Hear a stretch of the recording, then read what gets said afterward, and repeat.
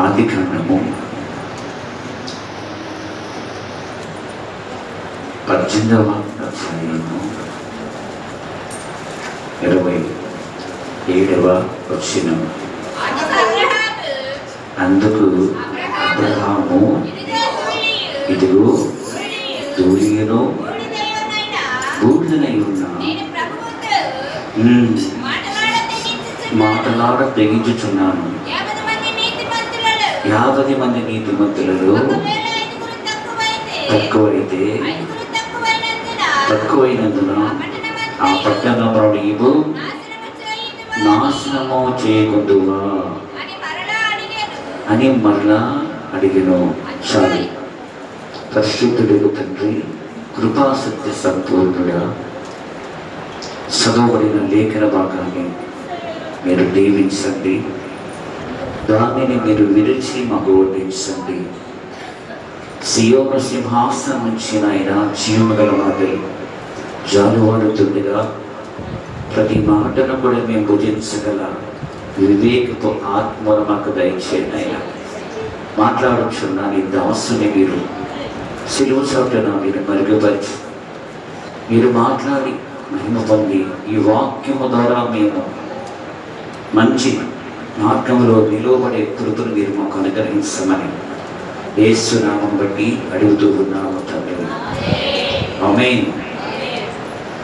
ఈరోజు మనం చదువుకున్న ఈ వాక్య భాగంలో అబ్రహాము ఒక సందర్భం గురించి అక్కడ మాట్లాడుతున్న సందర్భం ఇది. తన సహోదరుడైన లోతు సొదొమ గొమొర్రా పట్టణంలో ఉండటం, ఆ సొదొమ గొమొర్రా పట్టణం గురించి దేవుడు తీర్పు తీర్చుతున్న ఈ సమయంలో జరిగిన ఒక సందర్భం ఇది. అబ్రహాము దేవుడితో మాట్లాడుతున్నాడు. దేవుడు అబ్రహాముతో మాట్లాడుతున్నాడు, అయ్యా ఆ పట్టణంలో కూడా నీతిమంతులు ఉంటారు కదా, ఈ అగ్ని గంధకములు ఆ పట్టణమును కాల్చుతున్నప్పుడు నీతిమంతులు కూడా నశించిపోతారు కదా అంటే, దేవుడు ఆ పట్టణంలో ఒక నీతిమంతుడున్నా కూడా ఆ పట్టణాన్ని నేను కాపాడతానంటాడు. ఈ సందర్భంలో అబ్రహాము దేవుడితో మాట్లాడుతుంటాడు. 50 మంది, 30 మంది, 20 మంది, 10 మంది ఇట్లా మాట్లాడుతూ ఉన్న సందర్భం అది. ఈ సందర్భంలో అబ్రహాము తను ఏమై ఉన్నాడో, తన యొక్క స్థితిగతులు ఏంటో తెలియపరుస్తున్నాడు. అయ్యా నేను మాటలు ఆగుతున్నానని తెగించి మాట్లాడుతాను మీరు అనుకోవద్దయ్యా, నేను దుమ్ము వంటి వాడినయ్యా, నేను బూడిద వంటి వాడినయ్యా. ప్రభునికి మహిమ కలుగునగా. అబ్రహాము తానేంటో, తన స్థితి ఏంటో, తను ఏమై ఉన్నాడో దేవుడితో మనవి చేసుకుంటున్న సందర్భం ఇది. నిజమే కదా ప్రియులారా, మనమందరం కూడా మట్టి నుండి తీయబడిన వారమే, మనమందరం కూడా మట్టి వారమే.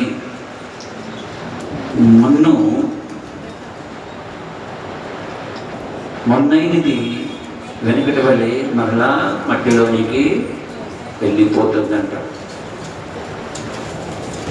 ఇక్కడ నేను ధూళి వంటి వాడిని, త్రాసులో ఉండు ధూళి వంటి వాడిని నేను, అయ్యా నేను బూడిదనయ్యా. అబ్రహాము దేవుడి సమ్మకములో ఎంత తగ్గించుకొని తానేంటో, తన స్థితి ఏంటో మనకు తెలియపరుస్తున్నాడు. ప్రియులారా, దేవుడితో మాట్లాడుతున్నాడు అబ్రహాం. అయ్యా నేను మట్టి వంటి వాడినయ్యా, నేను ధూళి వంటి వాడినయ్యా, నాలో ఏ గొప్పతనమో లేదయ్యా. మాట్లాడుతుంటే దేవుడు అంటాడు, నువ్వు మట్టి వంటి వాడివి కావచ్చు, నువ్వు ధూళి వంటి వాడివి కావచ్చు, అబ్రహామా నీవు నా స్నేహితుడివి. దేవునికి మహిమ కలుగునుగాక. దేవుని యొక్క అపారమైన ప్రేమ, దేవుని యొక్క అపారమైన ఔన్నత్యాన్ని మనం గమనించండి ప్రియులారా. దేవుడు మన ఎడల ఏ ఉద్దేశం కలిగి ఉన్నాడో, ఏ ఆలోచన కలిగి ఉన్నాడో గ్రహించండి. మట్టి వంటి వారు, ధూళి వంటి వారు, బూడిద వంటి వారమైన మనను దేవుడు ఎంతగా ప్రేమిస్తున్నాడో ఈ మాటల్లో మనం గ్రహించాలి ప్రియుల. యెషయా గ్రంథాన్ని దేవుడు చూపిస్తారు, నిజమో కాదు. 41వ అధ్యాయము 8వ వచనం. యెషయా గ్రంథము, నా సేవకుడైన ఇశ్రాయేలు, నేను ఏర్పరచుకుని యాకోబు,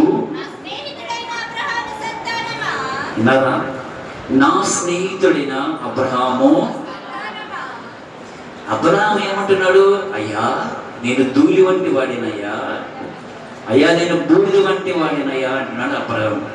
కానీ దేవుడు ఏమంటున్నాడు?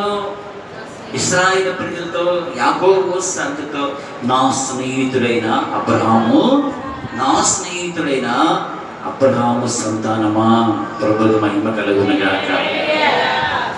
నా స్నేహితుడైన అబ్రహాము సంతానమా. ఎంత గొప్పగా, ఎంత ఘనంగా దేవుడు నా స్నేహితుడు. అబ్రహాము ఎవరు? నా స్నేహితుడు. ఒక సందర్భం ఉంది, అబ్రహాముకు తెలియకుండా నేను ఏమైనా చేస్తానా అంటే, దేవుడు చేసే ప్రతి పని కూడా అబ్రహాముకి చెప్పకుండా దేవుడు ఏ పని కూడా చేయలేదంట ప్రియులారా. దేవుని మహిమ కలుగునుగాక. ఈ సందర్భం అదే. అబ్రహాముతో దేవుడు అన్నాడు, అబ్రహామా, సొదొమ గొమొర్రా పట్టణము పాపంతో నిండింది, వావి వరుసలు లేకుండా అక్రమాలతో నిండి ఉంది. ఇటువంటి పట్టణము భూమి మీద ఉన్న వ్యర్థము, దీనిని నాశనం చేయబోతున్నప్పుడు అబ్రహాము లోతును బట్టి ప్రార్థన చేస్తున్నాడు. అయ్యా 50 మంది నీతిమంతులు ఉండే పట్టణాన్ని నాశనం చేయకుండా ఉంటావా? తప్పకుండా అంటున్నాడు. అయ్యా ఇంకా 30 మంది అంటే, ఇంకా 20 మంది అంటే, అయ్యా ఒక్కళ్ళు ఉంటే. కానీ దేవుడి ముందు వినయము కలిగి తను తగ్గించుకొని అబ్రహాము దేవుడితో మాట్లాడుతున్న సందర్భం ప్రియులారా. కానీ దేవుడు ఏమంటున్నాడు? అరే అబ్రహామా, నీవు దుమ్ము వంటి వాడి కావచ్చు, ధూళి వంటి వాడి కావచ్చురా, యు ఆర్ మై ఫ్రెండ్, నీవు నా స్నేహితుడివి. దేవునికి మహిమ కలుగునుగాక. అదే కదా దేవుడు ఒక వాక్యంలో రాయ, మట్టి కట్టములో ఆయన మహిమైశ్వర్యము నింపిన దేవుడు అని. మట్టి కట్టమంటే మనమే. మహిమైశ్వర్యమై ఎవరంటే దేవుడే. అటువంటి దేవుడు అంట మనలో నివాసం చేయడానికి మనలో ఆయన ఇష్టపడంట. అటువంటి గొప్ప దేవునికి మహిమ కలుగునుగాక. నా స్నేహితులైన అబ్రహాము సంతానమా, ప్రభునికి మహిమ కలుగునుగాక, మహిమ కలుగునుగాక. యాకోబు పత్రిక ఇంకో మాట చూపిస్తాం. యాకోబు పత్రిక 2వ అధ్యాయము 23వ వచనంలో గమనించినట్లయితే, కాబట్టి అబ్రహాము దేవుడిని నమ్మెను, అది అతని నీతిగా ఎంచబడెను, నెరవేర్చబడెను. మరియు ఈ మాట వినండి, మరియు దేవునికి స్నేహితుడని. ఒక పేరు దంట అబ్రహాముకి. ఆ పేరు ఏంటంటే దేవునికి స్నేహితుడు అంట. ఎవరు అందరూ చెప్పాలి, ఎవరికి స్నేహితుడు అంట? దేవునికి స్నేహితుడని పేరు పెట్టబడిందంట. మరి ఆ పేరు నీకు నాకుంటే, పలానా మరియమ్మ గారు దేవునికి స్నేహితురాలు, ఫలానా వ్యక్తి దేవునికి సేవకుడు, దేవుని స్నేహితుడు అని పేరుంటే ప్రభువుకి మహిమ కలుగునుగాక. ఎంత గౌరవం, ఎంత ఘనత. అతనికి ఒక పేరుందంట. ఆ పేరంటే ఇతడు అబ్రహాము దేవునికి స్నేహితుడని పేరు పెట్టబడిందట. ఆ దేవునికి మహిమ కలుగునుగాక. మరి మనకు వచ్చిందా పేరు? మనకు వచ్చిందా?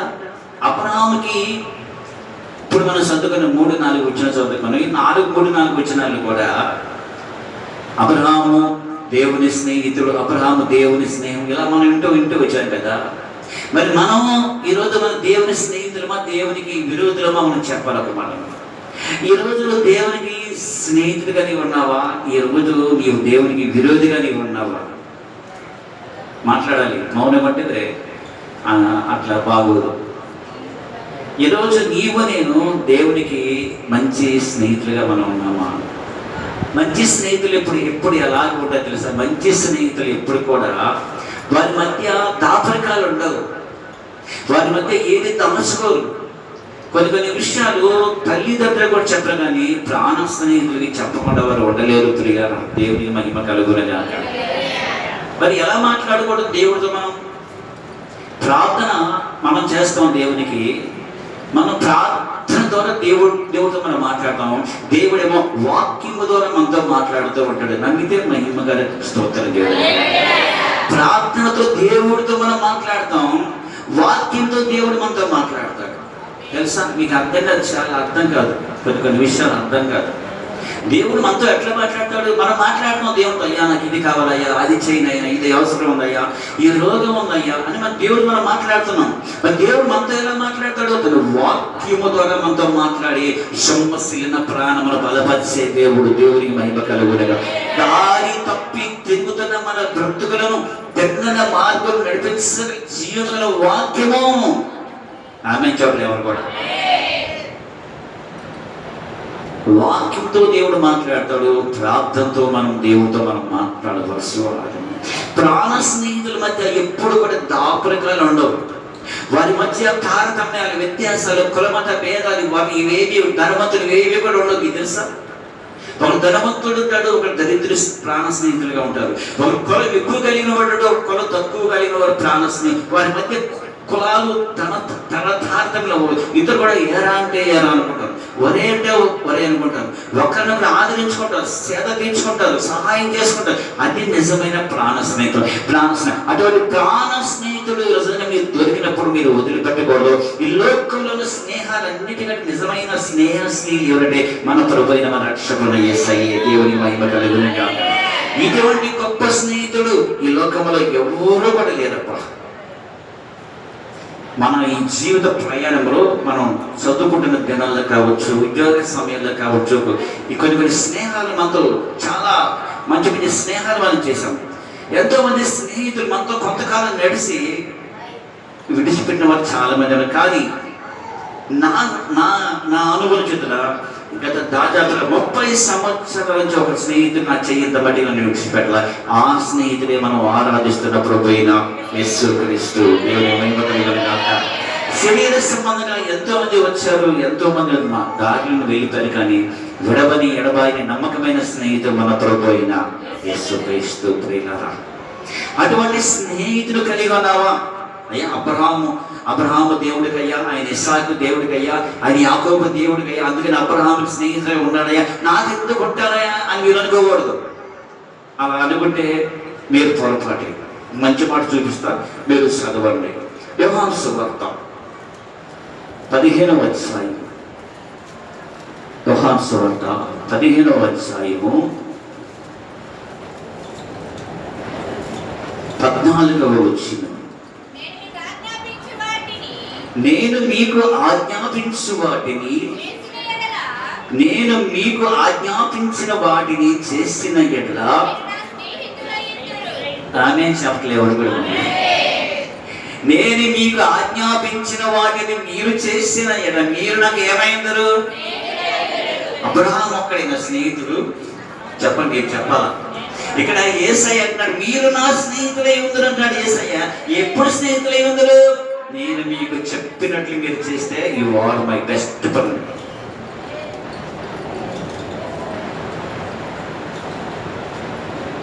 ఎవరికి మనం స్నేహితులుగా ఉంటే మంచిది చెప్పండి. ఎవరికి మనం స్నేహితులుగా ఉంటే మంచిది మీరు చెప్పాలి. మరి చెప్పాలి. నమ్మించి మోసం చేసేవాళ్ళు చాలా మంది ఉన్నారు.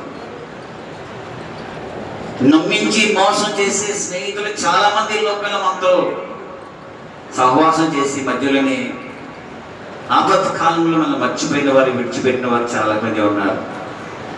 కానీ ఈ స్నేహితుడు అంటున్నాడు, ఇదిగో నేను చెప్పినట్టు నువ్వు చేస్తే you are my best friend.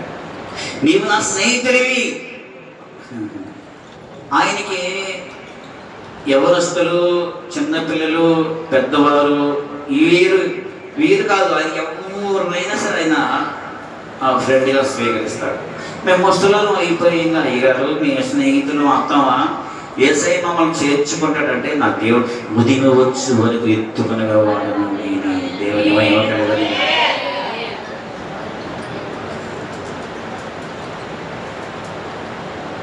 నీవు కూడా ఆయనకి స్నేహితుడిగా ఉండొచ్చు అంటారు. ఇందాక అబ్రహాము నా స్నేహితుడు, అబ్రహాము దేవుడిని ఇలా చెప్పుకుంటూ వచ్చిన మాట మనం చదివాం. కానీ ఇప్పుడు కొత్త నిబంధనకు వచ్చాక ఏసైనాడంటే, నేను చెప్పినట్టు మీరు కూడా నా స్నేహితులై ఉందరు. ప్రభుకి మహిమ కలుగునుగాక, దేవునికి మహిమ కలుగునుగాక. ఉండాలంటే మనం ఏం చేయాలి చెప్పండి? ఇక్కడ కొత్త నిబంధన ప్రకారము నా మాట మీరు వినండి, నేను చెప్పినట్లు చేయండి. మరేమంటుంది? కానాని విందునంటుంది, అయ్యా ఆయన మీకు ఏది చెబుతాడో అది చేయండి. ద్రాక్షారసం అయిపోయినప్పుడు కొద్దిగున్నప్పుడు మరియమ్మ వచ్చి యేసు పడిపోతానంటే, అమ్మా నా సమయం ఇంకా రాలేదు, నేను చేస్తాను అన్నప్పుడు మరియమ్మ, అయ్యా ఆయన చెప్పినట్టు మీరు చేయండి. ఆయన చెప్పినట్టు మనం చేస్తే, ఆయన చెప్పిన వాక్యానుసారంగా మనం నడిస్తే నిజంగా నీవు నేను కూడా మనందరికీ మంచి స్నేహితులుగా ఉండబోతున్నాం. నమ్మితే మంచి స్తోత్రం చెప్పడానికి దేవునికి మహిమ కలుగునుగా. అంటామండి, అబ్రహాము ఒకరికే కాదు దేవుడి స్నేహితుడు, యాకోబుకే కాదు, ఇస్సాకే కాదు, ఆయన నీకు నాకు కూడా స్నేహితుడిగా ఉండడానికి ఆయన ఇష్టపడ్డాడు. ప్రభుకి మహిమ కలుగునుగాక, దేవునికి మహిమ కలుగునుగాక. చూడండి, అబ్రహాముని దేవుడు ఎందుకు ప్రాణ స్నేహితుడిగా ప్రేమించాడు? అబ్రహాములకు చెప్పకుండా దేవుడు ఏ పని కూడా చేయలేనంత స్నేహము అబ్రహాములో ఏం కనపడింది? అబ్రహాం ఏమంటాడు? అయ్యా నేను టెస్ట్ అయ్యా, నేను ఆశ అయ్యా, నాలో ఏమీ లేదు ప్రభువా, నేను ధూళి వంటి వాడినై అంటున్నాడు అబ్రహాం. కాదురా బాబు, నువ్వు నా ఫ్రెండురా, నువ్వు నా ప్రాణ స్నేహితుడురా, నా ప్రాణ స్నేహితుడైన అబ్రహాము సంతానమా, నువ్వు నా బెస్ట్ ఫ్రెండ్ రా దేవుడు మాట్లాడుతున్నాడు. ఏం చూశాడు అబ్రహాములో? ఈరోజు నీలో దేవుడు ఏం చూస్తున్నాడు? ఏం చూసి నీలో స్నేహం చేయలేని దేవుడు ఆశపడుతున్నాడు? ఏమంటే, దేవుడు మనతో సహవాసం చేస్తే, దేవుడు మనతో నడిస్తే, దేవుడు మనతో ఉంటే అసలు ఎలా కూడా చెప్పండి. ఒక మంచి స్నేహితుడు మనతో స్నేహం చేస్తే మనం కూడా చాలా మంచి వారు అవుతాం. ఒక మాట చెప్పనా? ఒక దైవ సేవకుడి యొద్దకి ఒక చిన్న పాస్టర్ గారు వచ్చాడు. అయ్యా నేను కూడా సేవ చేస్తానయ్యా, నాకు కూడా సేవ ఎందు ఆసక్తి ఉందయ్యా, నన్ను కూడా శిష్యునిగా స్వీకరించయ్యా, నేను కూడా సేవ చేస్తాను అంటున్నాడు. ఒక యవనస్తుడు వచ్చి దైవ సేవకుడి వచ్చాడు. అదే నేను సేవకుడిగా నేను స్వీకరిస్తాను, అంగీకరిస్తాను. నువ్వు ఎవరితో స్నేహం చేసావు ఇప్పుడు నాకు చెప్పరా అన్నాడు. ఊళ్ళో వ్యక్తి, నేను ఈ కొత్తపేటలో ఉన్నాను, 24 సంవత్సరాల దగ్గర అవుతుంది. ఏ కుర్రోడు ఎవరో అందరూ దాదాపుగా 90% తెలుసు. వీడు పలానాడు కొడుకు, వీడు పలానాడు కూతురు అని తెలుసు. ఈమె ఫలానా వ్యక్తి భార్య భర్త చాలా వరకు తెలుసు, కాదు కొంచెం తెలియకపోవచ్చు. నాకు తెలుసు. అరే ఈ ఊళ్ళో నువ్వు ఎవరితో సహవాసం చేతలో చెప్పరా, దాన్ని బట్టి నేను నా శిష్యుడిగా నేను స్వీకరిస్తాను. దేవుని మహిమ కలుగునుగాక. ఎందుకంటే వాడి నడిచే నడక, వాడు చేసే సహవాసాన్ని బట్టే ఉంటుంది. నువ్వు మంచి వ్యక్తులను సహవాసం చేస్తే నీ జీవితం కూడా మంచి మార్గం నడిచింది. నీవు మంచి సహోదరుతో స్నేహం చేస్తే నువ్వు మంచిగా వెతుకుతావు. ఆత్మీయంగా ఒక ప్రార్థనాపరులతో ఒక వాక్యంలో ఎదిగే ఒక వ్యక్తితో నువ్వు సహవాసం చేయడం ప్రారంభిస్తే నీ జీవితం ఆత్మీయంగా ఎదిగింది. నీ సహవాసము ఒక పాడైపోయిన ఒక సహోదరితో సహవాసం చేయడం మొదలుపెడితే నీ బ్రతుకు కూడా అదే మార్గంలో ఎడవబడింది. నమ్మితే దేవునికి స్తోత్రం చెప్తాడు. నీకు తెలుసో తెలీదో, మీరు 4 సార్లు మంచి వ్యక్తితో మీరు నడవండి, మీకు మంచి అని పేరు వచ్చింది. 4 సార్లు ఒక చెడిపోయిన ఒక ఆడ స్త్రీతో మీరు నడిస్తే మీ బ్రతుకులు మొత్తం మీ ఈట మీద అదే ముద్ర పడిపోతుంది. ఇది దేవునికి ఇది మహిమ కలుగునుగాక. అవును ప్రియులారా, మన స్నేహం మన జీవితాన్ని, మన వ్యక్తిత్వాన్ని తెలియపరిచింది. అదే యేసయ్యతో మన సహవాసం మనం కలిగి ఉంటే మనం ఏంటంటే ఒక పరిమళ సువాసన కలిగిన జీవితం మనం జీవిస్తూ ఉంటాం. దేవునికి మహిమ కలుగునుగా. ఏమంటే ఎండి చేపలు కలిగిన ఒక గోడౌన్లోకి మనం వెళ్ళామనుకోండి, ఎండి చేపల గోడౌన్లోనికి నువ్వు వెళ్ళావనుకో, బయటికి వచ్చాను, ఇంటికి వచ్చిన తర్వాత కూడా నువ్వు నీ దగ్గర ఏ వాసన వచ్చిందంటే ఆ ఎండిపోయిన ఆ ఎండి చేపల వాసన వచ్చింది. అదే నువ్వు గులాబీ తోటలో ఒక గంటను తిరిగి వచ్చావునుకో, నీ దగ్గర గులాబీ వాసన సువాసనే వచ్చింది. ఇది నీవు నేర్చుకోవాలి. దేవుడి సముఖంలో ఎదుగుతూ ఉంటే దేవుడి సువాసన నీలో తెచ్చింది. లోకంలో నువ్వు ఎదిగితే నీ నోటులకు లోకంలో మాటలే వస్తాయి. దేవుడికి మహిమ కలుగునుగా. అందుకనే మన సహవాసము మనం ఎవరితో మనం కలిగి ఉండాలంటే నిత్య జీవము కలిగి జీవాధిపతి అయినా యేసయ్యతో మనం సహవాసము చేయుదుముగాక. ఇదండి సబ్జెక్ట్. నిజమే, నీ హృదయం నిండిన హృదయం, నీ నోరు మాట్లాడు. నువ్వు వాక్యం చదువుతుంటే నువ్వు పచ్చబోతులు మాట్లాడలేవు. నువ్వు వాక్యం చదువుతుంటే వాక్యం నీలో ఉంటే నీ ప్రవర్తన తిన్నగా ఉండదు. నీలో వాక్యము లేకుండా నీళ్ళు బ్రతుకులో ఆరాధన లేకపోతే నీ జీవితం అంతా కూడా అస్తవ్యస్తం. నీ బ్రతుకంతా కూడా నీ నోరంతా కూడా చెడిపోయి గబ్బే కొట్టింది. ఆయనతో సహవాసం అది నీ బ్రతుకుని పరిమళ సువాసనగా మార్చే సహవాసం. ఆ సహవాసం మనం కలిగి ఉండాలి. దేవునికి మహిమ కలుగునుగా. ఆయన అంటున్నాడు, నేను చెప్పినట్లు నువ్వు చేస్తే you are my best friend అంటున్నాడు దేవుడు. అబ్రహాముని దేవుడు ఎందుకంత బెస్ట్ ఫ్రెండ్గా చేసుకున్నాడో 3 విషయాలు చెప్తాను. దానిలో నువ్వు ఉన్నావు లేవో చూసుకో ఒకసారి. ప్రభువునికి మహిమ కలుగునుగా. మంచి స్తోత్రం చెప్పగలరు. దేవుని మహిమ కలుగునుగా. అబ్రహాములో ఉన్న గొప్పతనం ఏంటి చెప్పనా? అబ్రహాము మొదటిగా ఒక విగ్రహారాధికుడు. చెప్పాలి ఎవరు? అబ్రహాము ఒకప్పుడు విగ్రహారాధికుడు. విగ్రహాలు తయారు చేసుకొని విగ్రహాలు వ్యాపారం చేసుకునే ఒక వ్యక్తి అబ్రహాము. అయితే అబ్రహాములో ఉన్న ఒక మంచి గొప్పతనం ఏంటో తెలుసా ప్రియులారా? అబ్రహాము ఎప్పుడు సత్యాన్వేషి, అంటే సత్యముల గురించి వెతికేవాడు, నిజదేవుడి గురించి వెతికేవాడు అబ్రహాము. అందుకనే దేవుడు అబ్రహాముని దర్శించాడు. రాత్రి పిలుస్తాడు, అబ్రహామా అని పేరు పెట్టి పిలిచాడు. ఎప్పుడు అటువంటి స్వరమైన లేదు. ఎన్నో విగ్రహాలు అమ్ముకునేవాడు, ఎన్నో విగ్రహం తయారు చేసేవాడు, ఎన్నో విగ్రహాలకి నైవేద్యం పెట్టిన ఈ అబ్రహాము ఎప్పుడు కూడా వాడి స్వరము వినని ఈ అబ్రహాము ఒక రాత్రి వేళ మంచి మెల్లని మెత్తని స్వరమైన అబ్రహామా ఇదిగో నీవు స్వజనుని తల్లిని విడిచి నేను చెప్పు దేశమునకు నువ్వు బయలుదేరు. దేవునికి మహిమ కలుగునుగా. ఒక మంచి స్తోత్రం చెప్పాలి కదా.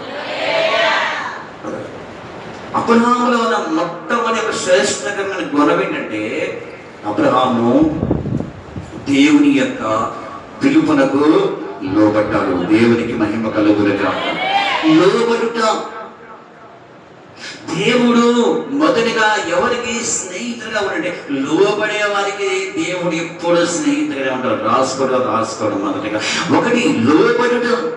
ఎవరికి లోబడుట అంటే దేవునికి మనం లోబడి ఉండాలి. ఒకటి గుర్తుంచుకోవాలి, మనందరం లోబడి ఉన్నామా? లోబడి ఉన్నట్టుగానే మనం ఉంటున్నాం, కానీ మనలో తిరుగుబాటు స్వభావం చాలా ఉంది. దేవుడి తిరస్కరించిన సమయంలో, దేవుడికి దూరంగా ఉన్న బ్రతుకులు, దేవుడిని లెక్క చేయని క్రియలు మనం ఎన్నో మనం కలిగి ఉన్నాం. మనం ఎట్లా దేవుడు లోబడ్డాం. కానీ అబ్రహాములో గొప్పతనం ఏంటంటే అబ్రహాము దేవుడు దేవుడు స్వరం మాత్రమే ఉన్నాడు, కానీ అబ్రహాము లోబడే స్వభావం కలిగి ఉన్నాడు. ప్రభువుకి మహిమ కలుగునుగా. ఒక మంచి స్తోత్రం చెప్పగలరు. దేవునికి మహిమ కలుగునుగా. ఫిబ్రవరి రాసిన పత్రిక 11వ అధ్యాయం 8వ వచనం చూడండి. నేను చూపిస్తాను మంచి మాట. 11వ అధ్యాయం 8వ వచనం ఫిబ్రవరి రాసిన పత్రిక. అబ్రహాము పిలువబడినప్పుడు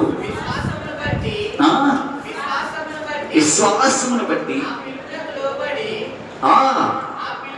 ఆ పిలుపునకు ఏమేంటంట అంతే చెప్పడం. ఆ పిలుపునకు ఆ మొదటి పిలుపునకు లోబడి తాను స్వాస్థముగా పొందనై ఉన్న బయలుదేరి వెళ్ళిన ప్రభుకి మహిమ కలుగునుగా. ఇందాక మన కొత్త నిబంధనలో ఒక మాట చదువుకున్న మీకు గుర్తుందా? నేను చెప్పిన ప్రకారం, నా ఆజ్ఞ ప్రకారం మీరు చేస్తే మీరు నా స్నేహితులై ఉండురు.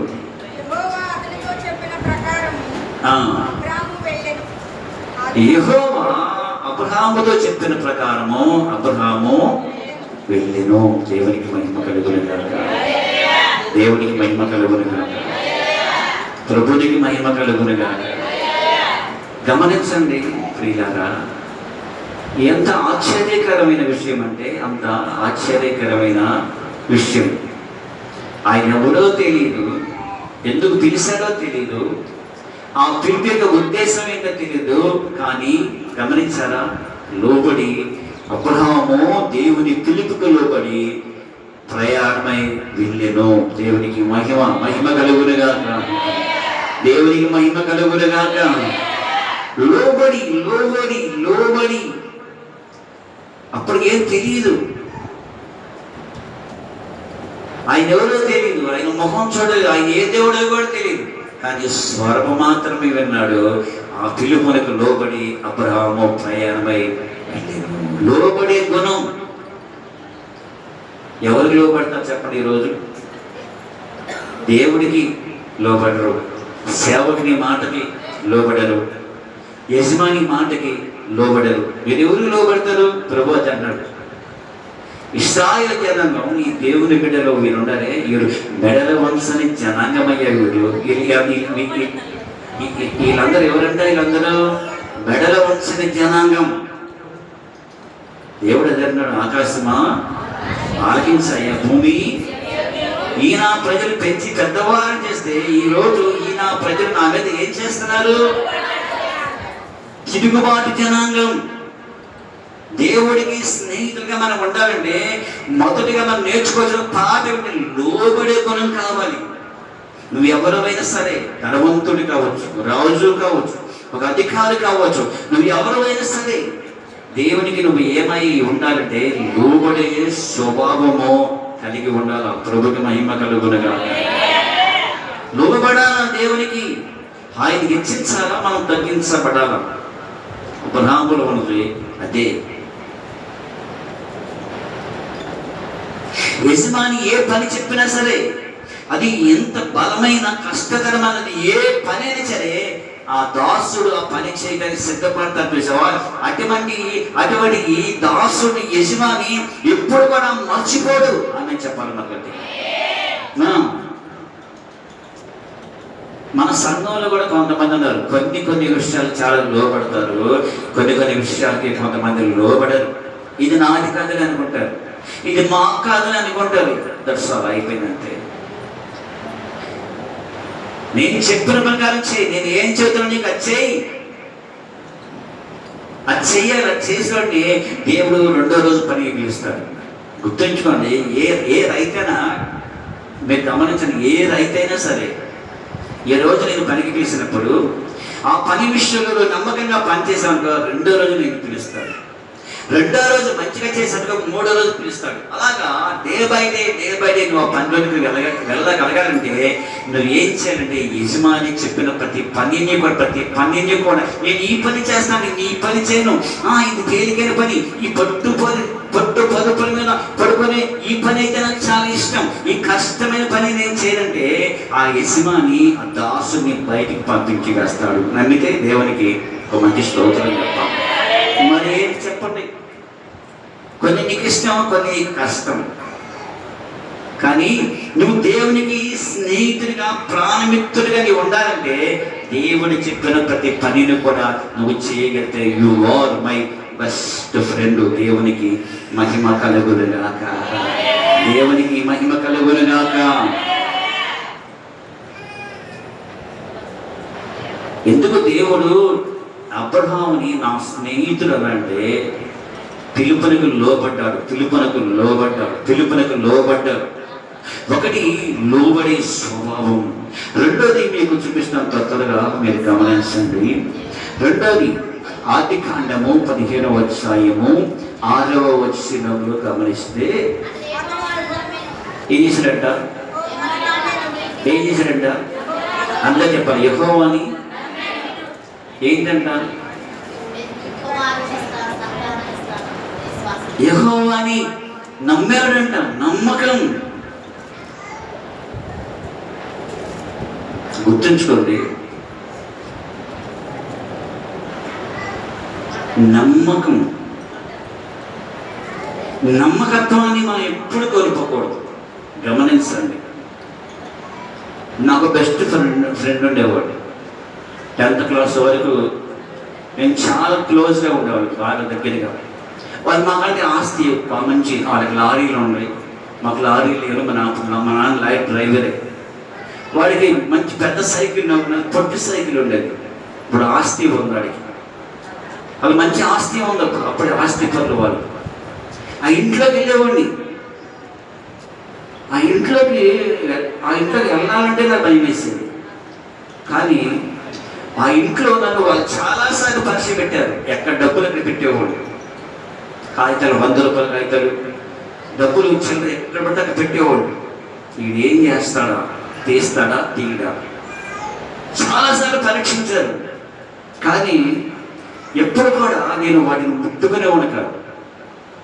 ఆ నమ్మకత్వం ఎంత లోతుకు తీసుకువెళ్ళింది నన్ను. ఆ ఇంట్లో ఒక మంచి సొంత బిడ్డగా, సొంత మనిషిగా మా ఫ్రెండ్ యొక్క తల్లి నన్ను స్వీకరించింది. ఇప్పుడు కారణం ఏంటంటే వారు నా మీద నమ్మకాన్ని నేను ఒమ్ము చేయలేదు. నమ్మకత్వం. గమనించండి, నమ్మకం. దీనిలో 2 భాగాలు ఉన్నాయి. ఒకటి, దేవుడు చేసే ఈ పని నాకు చేస్తాడు, ఇది నాకు ఇస్తాడు, అది చేయగలని ఒక నమ్మకం ఒకటైతే, రెండోది దేవుడు అనబడుతున్న వాడు ఒక రకంగా భర్త. భగవంతుడు మనకి ఏమై ఉన్నాడు? భర్త ఉన్నాడు. అంటే భర్తకి భార్య ఏ రీతికైతే నమ్మకత్వం కలిగిన జీవించాలో ఆ రీతిగా దేవునికి కూడా మనం మంచి నమ్మకమైన వారిగా మనం ఉండాలి. ప్రభువుకు మహిమ కలుగునుగా. తుత్తురికిచ్చరిగా ఉండకూడదు. కొద్దిసేపు దేవుడు, కొద్దిసేపు లోకం, కొద్దిసేపు దేవుడు. అవసరం వచ్చినప్పుడు దేవుడు, అవసరం తీరిపోయిన తర్వాత ఇంకొకటి. అట్లాగా నీ నమ్మకం ఎలాగా ఉండాలంటే వన్ సైడ్. నీకు రెండు మార్గాలు ఉండకూడదు. బలమైన కార్తము వలె ఉండకూడదు. 2 తట్ల మధ్య పండుకుని బలమైన కార్తము వలె ఉండకూడదు. ఏకవచనంటే వన్ సైడ్, డిసైడ్. సాధైన బతికైనంతే కాదు, ఏదైనా సరే కాదు.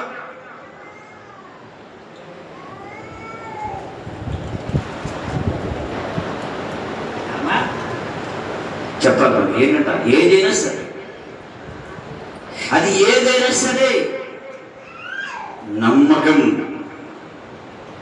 ఆ నమ్మకం ఎలా ఉంటే సంపూర్ణంగా ఉండాలి. అబ్రహాముకి అప్పటికి పిల్లలు లేరు కదా. 8 సంవత్సరాలు దేవుడు వాగ్దానం చేసిన తర్వాత దాదాపుగా 19 years, 19 సంవత్సరాలు, 20 సంవత్సరాల దగ్గరగా పిల్లలు లేరు. ఈలోపు చాలా మంది వచ్చారు. ప్రధాన దాసుడు ఎలియాజరు కావచ్చు, సహోదరుడు లోతు కావచ్చు, ఇంకా అనేక గొప్ప గొప్ప అబ్రహాము ఉన్నారు. అబ్రహామా 10 సంవత్సరాలు అయింది. దేవుడు చెప్పి ఏదో నన్ను పెళ్లి చేసుకో, భార్య అంతే, ఏమండి ఇంకో పెళ్లి చేసుకోండి. ఆగా నుంచి పెళ్లి చేసిన భార్య. ఇలా ఎంతో ఒత్తిడి వచ్చినప్పుడు కూడా, ఎంతో ఒత్తిళ్ళు వచ్చినప్పటికీ, ఎన్నో మార్గాలు, ఎన్నో అవకాశాలు వచ్చినప్పుడు కూడా ఒకే ఒకటి, వాగ్దానం చేసిన వాడు నమ్మదగిన దేవుడు. దేవునికి మహిమ కలుగును. ప్రతి స్తోత్రాలు చెప్పగలగండి. దేవునికి మహిమ కలుగునుగా. నువ్వు నమ్ముతున్నావా? నేను అడుగుతున్నాను దేవుడు ఈరోజు, నువ్వు నమ్ముతున్నావా? నువ్వు నమ్మితే నేను స్నేహితుడిని. హలో, నీవు నన్ను నమ్ముతున్నావా? నువ్వు నన్ను నమ్మితే నేను స్నేహితుడిని. మన నమ్మకం ఎలా కూడదంటే ఒక చిన్న ఉదాహరణ చూద్దాం వినండి. కోతికి ఒక ఆలోచన వచ్చిందంట. కోతికి, ఎవరికి? అంత దెబ్బలు ఎవరికి? అంత కొంతమంది ఎవట్లా నేను కోతినా అన్నట్టు వెళ్తున్నాను. ఇంకా మిమ్మల్ని అంటలా. కోతికి ఒక ఆలోచన వచ్చింది. ఎవరికి వచ్చింది ఆలోచన? ఏంటి ఆలోచన అంటే అందరూ ఉపవాసం ఉంటారు, నేను కూడా ఉపవాసం ఉండాలని. ఏముండాలని?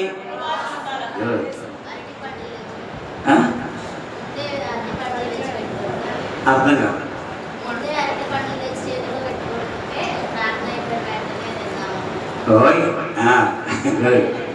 కోతి కూడా ఆలోచన వచ్చింది ఉపవాసం ఉండాలని. ఉందంట. స్టార్ట్ అయింది 1 hour. ఈ కోతికి ఆలోచన వచ్చింది. ఏమి 24 గంటలు ఉపవాసం ఉన్న తర్వాత నేను ఇక్కడ కళ్ళు తిరిగి పడిపోతే నన్ను లేపేవాళ్ళు ఎవరు? నేను ఇంటికి ఎట్టెళ్తా? ఇంటికి వెళ్ళి నేను తినేదాకా నేను ఉండగలనా? అట్టగలదు. ఇంట్లో సమకూర్చుకున్న అన్నీ తెచ్చుకొని పక్కన పెట్టుకుంటాం. ఏమన్నా నమ్మకం వినండి, నమ్మకం గురించి చూద్దాం. పళ్ళ నుంచి పక్కన పెట్టుకున్నాడు. ఎప్పుడు ఉపవాసం ఉండాలి అనుకున్నప్పుడు ఒక గంట తర్వాత ఇంకో ఆలోచన వచ్చిందట. అసలు పక్కన పెట్టుకున్నా, ఈ పక్కన పెట్టుకున్నవి నేను పడిపోతే నాకు ఎవరు తినిపెట్టారు? నాకు వశము, నాకు ఎవరు తినిపెట్టారు? అట్టేందుకు పక్కన పెట్టుకుంటే పోనా? దీన్ని నమ్మకం నేను పోడగలను. మా సంఘస్థులు చాలా మంది ఎత్తగా ఉన్నారు. బుక్కలు పెట్టుకున్నాను. మళ్ళీ నేను కళ్ళని పడిపోతే బుక్కలు పెట్టుకున్నాను. నేను ఎలా నవ్వగలను? ఎన్ని ఎందుకు శుభ్రంగా తినేసి ఉపవాసం ఉంటే పోనా? దేవునికి మహిమ కలుగునుగా.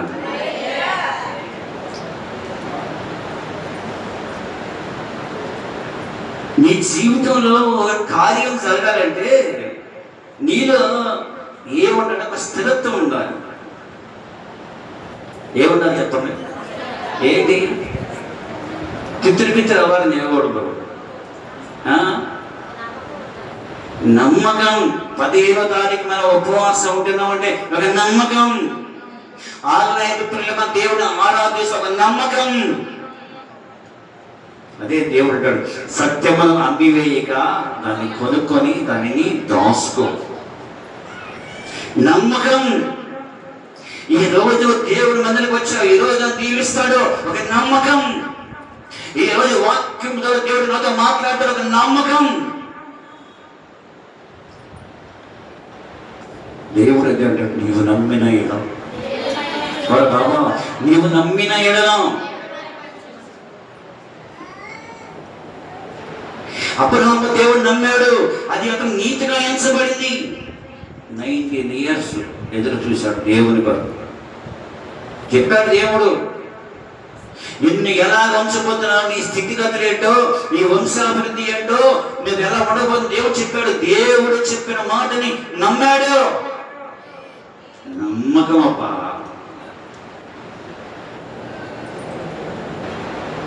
నేను ఎంత నమ్ముతానంటే దేవుడిని అంత నమ్ముతాను. ఎంత నమ్ముతానంటే ఎంత నమ్మాలో అంత నమ్ముతా. దేవుడిని ఎంత విశ్వసించాలో అంత విశ్వసిస్తా. ఒట్టి చేతితో పని మొదలు పెడతా.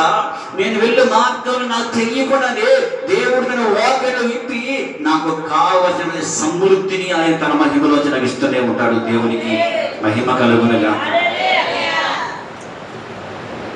నిజమబ్బా, నమ్మాలి. ఇది మనంగా చేసేది దేవుడు చేస్తాడు.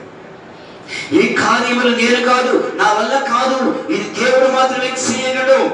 నేను నమ్ముతున్నాను ప్రభు, నేను నమ్ముతున్నాను ప్రభు, ఈ కార్యం చేస్తావు. నువ్వు చేసే దేవుడు భయం. అది ఎక్కడాలంటే బల్ల గుద్ది సవాల్ చేసి నేసం నిప్పి దగ్గర ఆ తమ్మునిలో రావాలి. నేనైతే అంతే. ఏదైనా సరే ఆయన చేస్తాడంతే. ఆ మాటలో డెప్త్ రావాలా, వాడు దమ్మగల మగోడు, వాడిని దేవుడు దర్శిస్తాడు. ఏమంటున్నాడు? సాతాను ఇచ్చింది ఆయన తీసుకుపోయాను. నా శరీరం కుళ్ళి కుసించిపోయినా సరే నా విమోచకుడు సజీవుడు, నేను చూస్తా. ఇది నీలో రావాలా, ఇది నీలో రావాలా. కొంచెంసేపు కోతిలా కోతి వ్యాపారం చేయకూడదు. ఈ వ్యాపారం చేసావంటే నువ్వు 100 సంవత్సరాలు ఉపవాసం అక్కడ నీళ్ళు ఏది పట్టి దేవుడు చేయది. నీకు దేవుడు స్నేహితుడిగానే ఉన్నాడు. చేస్తే తమ్ముగల చెయ్యి తెమ్మ తిరగల సాతాను కొడితే మళ్ళీ మామూలు కొట్టబోద్దు, వాడిని తగ్గిపోవాలి. కొట్టినా వద్దు. ఇది మీరు ఎట్ట కొట్టారంటే సాతాను మీ ముందు నిలబడితే కొట్టినా దెబ్బ తగిలితేమో పోతాడా అంటే పోతాడా సాధన పోతాడా? మయావిడ కొట్టిపోతే అంటే షూ అంటే అదే ఇంకొద్దు తోకూపుతాం, అక్కడ వచ్చిన దగ్గర తోకూపుతాం. ఏంటి రాడిటివే, అదే కుంటోళ్ళు రాడిటివే అంట. చేసి కొడితే కుయ్యో ఉరకాల కొడితే దెబ్బ అట్ట కొట్టాలి. కొత్తపేట కోళ్ళు ఇప్పుడు అటు పోతాయండి. ఏమనరే మొత్త కుప్పలో కూర్చున్నారు. ఏమంట ఎట్టుండాలి, ఎట్ట కొడితే అడగొట్టాలి, కొడితే ఎట్ట కొట్టాలి, గోబ పగిలిపోవాలి, పళ్ళుడి కింద పడి కొడితే అట్ట కొట్టాలి సాతాను. నువ్వు అది కొట్టాలని నీకేగా ధైర్యం కావాలి. ఆ ధైర్యం కావాలంటే నువ్వేం చేయాలా? నమ్మకం దేవుడి మీద. కొట్టేది మరే ఉదయం కొట్టేది లేదు కదరా నా దేవుడు. ఎత్తుండాలా కుక్క, నువ్వెంత కుక్క, సున్నత లేని కుక్క నువ్వెంత, నువ్వు నా ముందు నువ్వెంత ఇశ్రాయేలు దేవుడైనా యెహోవాని ఆరాధిస్తున్నా సున్నత లేని నువ్వెంతరా? మాటల్లోనే వాడికి వణుకు పట్టాలా, నీ మాటగాడి వణుకు పట్టాలా. వణుకు పట్టాలని నీ ప్రార్థన ఎక్కడా గద్దించు ప్రార్థన ఉండాలా, రోషం కలిగిన ప్రార్థనలోంచి రావాలి. స్తోత్రము నాయన, స్తోత్రం. దేశం కాదు కావాల్సింది, ఇక్కడ వ్యక్తి కావాలా, తమ్ము కావాలా. వాడి గుండెను తగలాను స్తోత్రం చెబుతుంటే, నువ్వు రంకెలు వేస్తుంటే వాడికి వణుకు పట్టాలా. నీలో ఆత్మ వేసము, నీలో రోషము, నీలో పరిశుద్ధాత్మ అగ్ని. ఆ నమ్మకత్వంతో ప్రార్థన చేస్తే నీ ఎదురు సాతాను గడు వణికి పారిపోతాడు. దేవునికి మహిమ కలుగునుగా. అబ్రహాము దేవుడిని అంతగా నమ్మాడు. ప్రియులగా మంచి స్తోత్రం చదువు గట్టిగా. అందుకనే దేవుడు అడలే, యు ఆర్ మై ఫ్రెండ్, నువ్వు నా స్నేహితుడురా. అబ్రహాము నా స్నేహితుడు గొప్పగా చెప్పుకున్నాడు.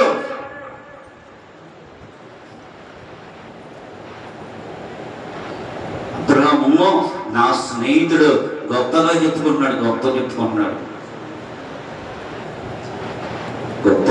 అబ్రహాము గురించి గొప్ప చెప్పుకోండి. అరే అబ్రహాము ఎవరు?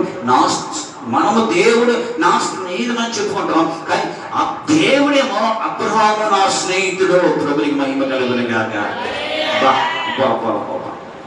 నరేంద్ర మోడీ గారు నా బెస్ట్ ఫ్రెండ్ మనం చెప్పుకుంటే ఉపయోగం లేదు. నరేంద్ర మోడీ సభలో చెప్పాలా, పలానా గ్రామం అక్కుల్లా మై బెస్ట్ ఫ్రెండ్ ఆయన చెబితే అప్పుడు నీ కీర్తి ప్రపంచ దేశాలకు వ్యాప్తి చెందింది. దేవునికి మహిమ కలుగునుగాక. ఆయన చెప్పాలి నీ గురించి, ఆయన నీ గురించి చెప్పాలా. మనం దేవుడు నా ఫ్రెండ్ అని చెప్పుకునే ఉపయోగం లేదు. ఆయన చెప్పాలా, అకుల్లా పాస్టర్ గారు మై బెస్ట్ ఫ్రెండ్ అనగా దేవుడు సాక్షిగా ఇవ్వాలంటే నీలో అంత సంపూర్ణమైన నమ్మకం ఉండాలి. అంత నమ్మకం, ఏకాత్మ, ఏక వచనం అంటే ఏది లేదుగా నా దేవుడే. ఆయన ఏం చేతనే అది చేస్తాం, ఆయన ఏం చేతని నేను చేస్తాం. యేసయ్య అన్నాడు, నేను చెప్పినట్టు మీరు చేస్తే మీరు నా స్నేహితులై ఉందురు. ప్రభునికి మహిమ కలుగునుగాక. దేవునికి మహిమ కలుగునుగాక. ఎబ్రీ 11:6 ఉంటాడు, విశ్వాసం లేకుండా దేవునికి ఇష్టమై ఉండా అసాధ్యము. ప్రభునికి మహిమ కలుగునుగాక. నమ్మకం విశ్వాసం 2 అక్క చెల్లెళ్ళే. ఈ 2 జోడు కొనాలి. విశ్వాసం ఎక్కడే ఉంటుందో నమ్మకం అక్కడ ఉంటుంది, నమ్మకం ఎక్కడ ఉందో విశ్వాసం కూడా అక్కడే ఉంటుంది. అబ్రహాము యొక్క విశ్వాసం నమ్మకం ఎంత గొప్పదని నేను చెప్తాను, మీరు అంటారా? ఒకరోజు దేవుడు వచ్చి అబ్రహామా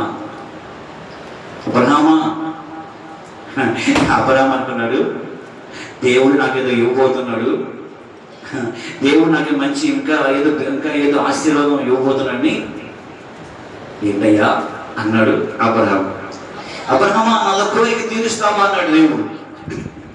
తీరుస్తానయ్యా చెప్పన్నాడు.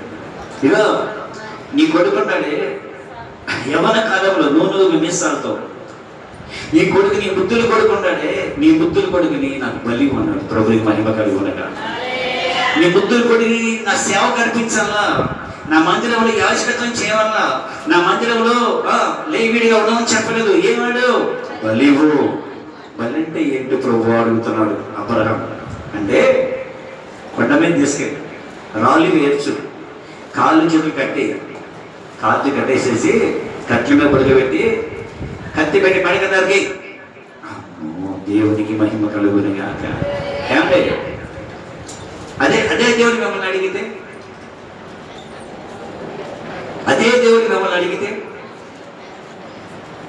అమ్మా అదే దేవుడు మిమ్మల్ని అడుగుతున్నాడు, నీ పెద్దోడిని నీ చిన్నోడిని సేవకి, బలి కాదు మళ్ళీ సేవకి సమర్పిస్తావా అని అడిగితే మీరేమంటారు? చెప్పండి. మన భావాలు ఎలా ఉంటాయి, మన ఆలోచనలు ఎలాగ ఉంటాయి? ఇస్తారా? అదే దేవుడు అడుగుతున్నాడు, బలి కాదు సేవకి. కోదంతో విస్తారంగా ఉంది, పని వారి కొద్దిగా ఉన్నారు, నీ కొడుకుని ఇస్తారా? హలో మిమ్మల్ని చెప్పాలా? జ్యోతిని చెప్పి మహిమ కలుగును గాక. ఇస్సాకుని దేవుడు బలిగా కోరాడు. దేవుడు ఎలా చేయాలో వర్ణించి దేవుడు చూస్తున్నాడు. ఊహించి అబ్రహాము గుండెలు రగిలిపోతున్నాయి, అల్లాడిపోతుగా పెంచుడు వంశోద్ధారకుడు. కానీ ఇది కాదు కావాల్సింది, దేవుని మాట వినేవాడు కావాలి. దేవునికి అర్థాలు. అబ్రహాము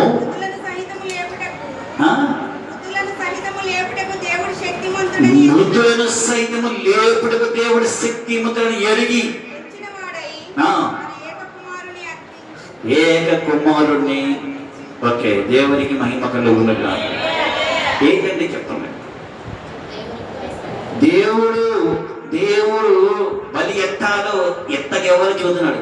అబ్బాయి చేతులు కట్టేయాలి వెనక్కి, నీ కొడుకుని రాళ్ళు పేర్చరా, రాళ్ళ మీద కట్టెలు పెంచరా, కట్టె మీద నీ కొడుకుని పొడిగా పెట్టరా, గొడ్డ మీద నరికి చెబుతుంటే ఏ తండ్రికైనా గుండెలు ఎలా కొట్టి అంటే పగిలిపోతాయి, వేదంతో పగిలిపోతాయి. కానీ అబ్రహాము దేవుని మాటను నమ్మాడు. దేవునికి మహిమ కలుగును గాక. ఏంటో తెలుసో ప్రియులారా, ఇది ఒక అగ్ని పరీక్ష. మామూలు పరీక్ష అనేది, ఇది ఒక అగ్ని పరీక్ష. ఈ పరీక్షలో నేను నెగ్గాలి, ఈ పరీక్షలో నేను గెలవాలి. ఏమండి, ముసలితనంలో శరీరం అంతా ఉడికిపోయిన స్థితిలో దేవుడు సంతానాన్ని ఇచ్చిన దేవుడికి ఈయన తీసుకుంటే ఎందుకంటే గొప్ప సంతానము దేవుడు ఇస్తాడని అబ్రహాము నమ్మాడు. దేవునికి మహిమ కలుగును గాక. తీసుకువెళ్ళాడు. మధ్యలో పరీక్షలు, పని వాళ్ళు అడుగుతున్నారు, కుమారుడు అడుగుతున్నాడు, నానా అన్యం ఉండే వధించడానికి గొర్రె పిల్లలు నాన్న అంటున్నాడు. వేదన దుఃఖము ఏమండే. అబ్రహాము ఇస్సాకు నెత్తి మీద కట్టెలు పెట్టి తన బలికి అర్పించవల ఆయుధాలని ఇస్సాకు నెత్తి మీద పెట్టి మోయించిన అబ్రహాముని రాళ్ళు పేర్చాడు, కట్టెలు పేర్చాడు, ఇస్సాకు చేతులు కట్టేశాడు, పొడుగబెట్టాడు కత్తి తీసుకొని. అంటే ఒక్క క్షణంలో ఇస్సాకు 2 ముక్కలైపోయేవాడే. దేవుని వాక్కు ప్రత్యక్షమే, అబ్రహామా నీవు దేవునికి భయపడేవాడు అని నేను ఎరిగితేనే అపో. మహిమలో దేవునికి మహిమ కలుగునుగాక. మహిమ గల దేవునికి మహిమ కలుగునుగాక.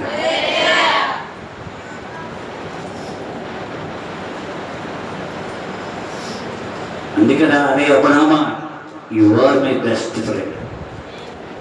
ఏంటి చెప్పు, ఎందుకు అబ్రహాము దేవునికి మంచి స్నేహితుడయ్యాడు?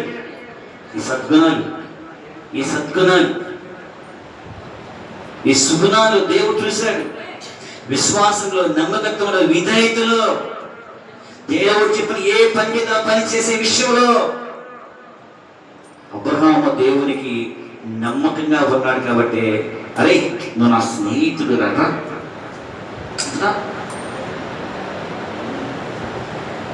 కొత్తపేట ఒకరోజు చంద్రబాబు నాయుడు గారు వచ్చారు. మా ముఖ్యమంత్రి గౌరవనీయుడు నారా చంద్రబాబు నాయుడు గారు కొత్తపేట వచ్చారు. సభ వేదికను అలంకరించారు. చాలా మంది అభిమానులు, చుట్టుపక్కల గ్రామాల్లో అధికారులు అందరూ వచ్చారు. అందరూ వచ్చిన తర్వాత సభా వేదికను ముఖ్యమంత్రి గారు మాట్లాడుతున్న మైక్ తీసుకున్న చంద్రబాబు నాయుడు గారు మైక్ తీసుకొని, ఈ గ్రామంలో నాకు మంచి మిత్రుడు ఉన్నాడు, మంచి స్నేహితులు ఉన్నారు. అందరూ ఆశ్చర్యపోయారు. ఈ పల్లెటూరు గ్రామంలో కొత్తపేటలో చంద్రబాబు నాయుడు గారికి మంచి స్నేహితులు ఉన్నారు. అందరూ ఎవరో అని ఫస్ట్ పక్కలో గారు, శ్రీ చక్కులో గారు, ఆయన వేరు పంపించండి. కాబట్టి చంద్రబాబు నాయుడు గారు అంటే ఈరోజు భారతదేశం మొత్తానికి తెలుసు. కానీ అదే చంద్రబాబు నాయుడు గారికి కొత్తపేట గ్రామంలో హక్కులా తెలుస్తూ చూసారా, అది గొప్పతనం. దేవునికి మహిమ కలుగుతుంది. ఆయన అందరికీ గొప్పతనం కాదు, నేను ఆయనకు తెలుస్తాం గొప్పతనం. ప్రభుకి మహిమ కలుగునిగా. దేవుడు అందరికీ తెలుసు. ప్రపంచం మొత్తం అన్ని దేశాలు యేసయ్య తెలుసు. యేసయ్య నీకు తెలుసు కాదు, యేసయ్యకు నువ్వు తెలియాలా. దేవునికి మహిమ కలుగునిగా.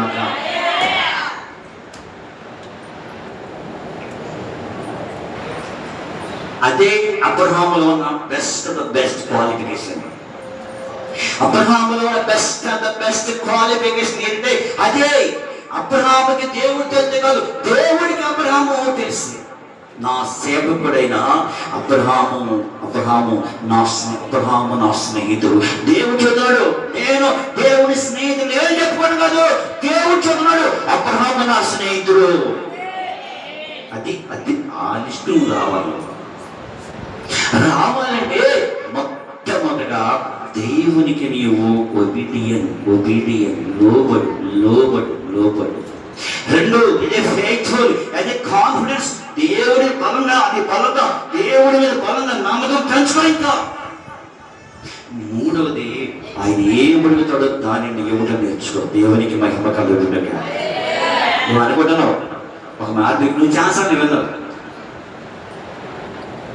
ఒక తల్లి తన ఫ్రెండ్ ఇంటికి వెళ్ళింది. ఆమె చేసింది, రాకరాక ఫ్రెండ్ వచ్చింది, తన బిడ్డని తీసుకోని చెప్పి దాచిపెట్టి ఉన్న చాక్లెట్ తెచ్చి ఈ పిల్లకి ఇచ్చింది. ఈ పిల్లకి ఇచ్చిన తర్వాత ఊరిని అడుగుతుంది, అమ్మా ఎన్నో చాక్లెట్ పెట్టవాళ్ళు. ఎవరు ఇచ్చిందెవరు? నేనే నీకు చాక్లెట్ ఇచ్చా. ఇచ్చి నేనేమన్నాను, అమ్మా చాక్లెట్ అన్నా. ఎందుకు? నీ బుద్ధి.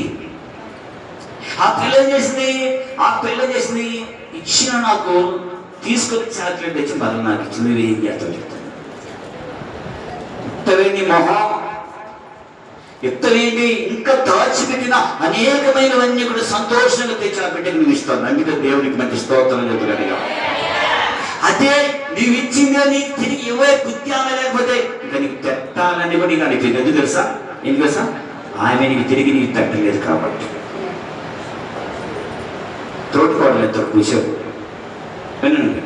అంటే మనం ఇచ్చింది మనకి ఇవ్వకపోతే మనం ఇచ్చింది మనకి ఇచ్చింది మళ్ళా మళ్ళా దాచిపెట్టబడిన అంతకంటే విలువైన వాటిని ఆ బిడ్డకి ఇవ్వడానికి ఇస్తాం. మనకు గుండెలు హత్తుపడిన ముద్దులు పెట్టుకుని మంచి పిల్ల. దేవునికి మహిమ కలుగుతుండగా.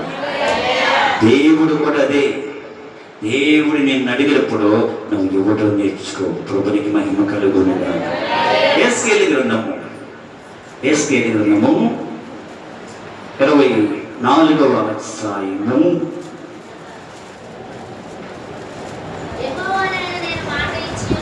కాదురా 24:16 చదువు, 15 చదువు. మరి యెహోవా వాక్కులకు ప్రత్యక్షమై ఇలాగ సెలవిచ్చున్నాడు, పుత్రుడా, నీ కన్నులకు ఇంపైన గాలిని నీ యొద్ద నుండి ఒక్క దెబ్బతో నేను తీసివేయబోచున్నాను. దేవుడికి మహిమ కలుగునే గాక. ఏమర్థమైంది ఈ మాటలో? నీకిష్టం దేన్నైతే నువ్వు ప్రేమిస్తున్నావు, దేవునికి ఇవ్వకుండా దేనినైతే నువ్వు ప్రేమిస్తున్నావో, దేవునికి ఇవ్వవలసిన దానిని నువ్వు ఇవ్వకుండా దేనినైతే నువ్వు ప్రేమిస్తున్నావో దానిని ఒక్క దెబ్బతో నేను తీసివేయగలవాడను. దేవునికి మహిమ కలుగునుగా, దేవునికి మహిమ కలుగునుగాక. అదే ప్రభు చెబుతున్నాడు. మనమంట దేవుని కంటే దేనిని కూడా మనం ఎక్కువ ప్రేమించుకోవాలి. మన బిడ్డలైనా సరే. నాకు చాలా భయం, కృప మీద ఎంత ప్రేమ ఎంత అభిమానం కూడా చెప్పుకుంటారు కొన్ని విషయాలు. ఎందుకంటే మనం దేవుని కంటే కూడా మన బిడ్డలు మనం ఎక్కువ ప్రేమించామనుకో, దేవుని కంటే కూడా మన డబ్బుని ప్రేమించామనుకో, దేవుని కంటే మనం ఇంకా లోకంలో ఉందని ప్రేమించామనుకో, దేవుడు మనకు ఇష్టమైన దాన్ని మన నుంచి తీసివేస్తాడంట. దేవునికి మహిమ కలుగునుగా. జాగ్రత్తగా ఉండాలి ఈ విషయంలో ప్రియుడా. ఎందుకంటే అబ్రహాముని ఇస్సాకుని అన్నప్పుడు ఇస్సాకుతో దేవునికి ఇవ్వడానికి వెనుదీయలేదు. అందుకనే అబ్రహాముని దేవుడు అంతగా ప్రేమించాడు. You are my best friend అన్నాడు. నవ్య దేవునికి మహిమ కలుగును. మంచి స్తోత్రం చెప్పారు. దేవునికి మహిమ కలుగును కాక. అదే దేవుడు ఈరోజు మనతో ఉన్నాడు. మన దేవుడు అంట వన్ డే సండే దేవుడు కాదంట. అంటే ఒక ఆదివారం దేవుడే కాదంట. ఆయన నిరంతర స్తోత్రారుడు అంట. ఆయన నిరంతర స్తోత్రారుడు. ఆయన సండే వన్ డే దేవుడు కాదు. ఆయన నిరంతర స్తోత్రారుడు. ఆయన నిత్యము దినదినము కూడా మనం ఆరాధించాలంట. ఆరాధించాలి, కృప మనం పొందుకోవాలంట. ఆయన కృపను మనం అనుభవిస్తామంట. నిత్యారాధనలు మనం దేవుడు ఆరాధిస్తూ ఆరాధిస్తూ ఆరాధిస్తూ ఉంటే ప్రియుల, అటువంటి దేవుణ్ణి మనం కలిగి ఉన్నాం ప్రియుల. ఈరోజు దేన్ని ప్రేమిస్తున్నాం? ఈరోజు నీ ప్రేమ దేని మీద ఉంది? దేవుడి మందిరం పట్ల నీ ఆసక్తి ఎంత ఉంది? దేవుడి వాక్య విషయంలో నీ ఆసక్తి ఎంత? నీ ప్రేమ దేని మీద ఉంది ఈరోజు? ఒక మాట చెప్తారు, ప్రభునికి మహిమ కలుగునుగా. మత్తయి 6:30 ఏమంటుంది? ఇదిగో మొదటిగా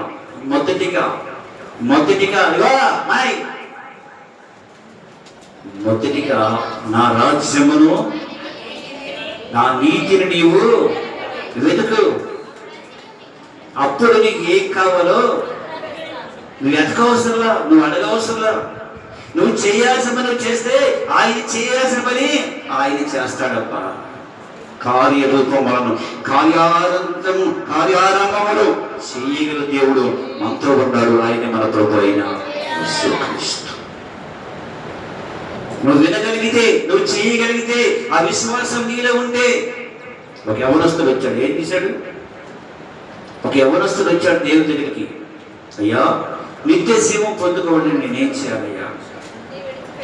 నిత్య జీవము సామాన్యమైన కోరిక అడిగింది. ఒక బంగళ, ఒక కారు, లేకపోతే ఇలాంటి అడగల. నిత్య జీవాన్ని అడిగాడు. ఆ నిత్య జీవం పొందుకోవడం నేనేం చెయ్యాలయ్యా అని అడుగుతున్నాడు. అంటే నీకు దేవుని వాక్యం నీకు ఏమైతే తెలియపరుస్తుందో అని చేయమంటాడు. ఏమంటాడినా? అయ్యా, నేను చిన్నతనం నుంచి కూడా నేను అదే చేస్తున్నాను. ధర్మశాస్త్రం నేను తూచే తప్పుకునే నేను పాటిస్తున్నాను. అంటే ఏమిటంటే యేసుప్రభు వారు, అయ్యా నీకు ఒకటి కొద్దుగా ఉన్నది. దేవునికి మహిమ కలుగునుగా. నీ కొడుకు కొద్దుగా ఉంది. దాన్ని అంతా కూడా నీ ఆస్తిని అంతటి కూడా అమ్మి వేసి పేదలకి పంచిపెట్టి నన్ను వెంబడించాడు దేవుడు. మన వాక్యం ఏంటి? వాళ్ళ స్నేహితులు ఎలా అవుతాడు దేవుడు అంటే ఆయన చెప్పినది మనం చేసినప్పుడు, ఆయన చెప్పిన ప్రకారం మనం చేసినప్పుడు మనం ఆయనకి ఏమవుతాం? స్నేహితులు అవుతాం. అసలు ఆయన స్నేహితులు అయితే నీకేం కొద్దు. ఇంకా ఏమయ్యాడు? ముఖము చిన్నపుచ్చుకొని మరలా తిరిగి లోకంలోనికి ఏమైపోయాడు? జకయ్య త్వరగా దిగుము, నేడు నీ ఇంట ఉండవలసి ఉన్నది. వెల్కమ్ అన్నాడు జకయ్య. తీసుకెళ్ళాడు. ఏం చేశాడు?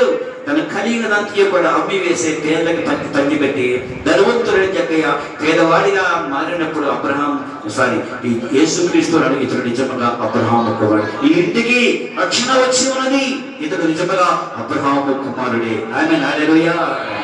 నీవు అబ్రహాము కుమారుడు అని పిలుచుకోవాలి.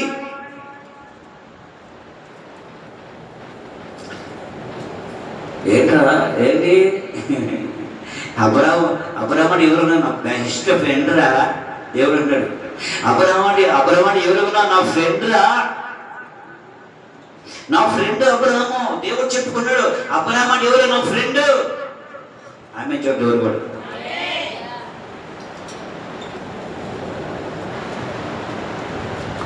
అబ్రహాం అంటే నా ఫ్రెండ్ రా. ఆయన చెప్పుకోవడం నేనేమి చేయను, అసలు నా ఫ్రెండ్ చెప్పుకుంటా, నేనేమి చెయ్యను.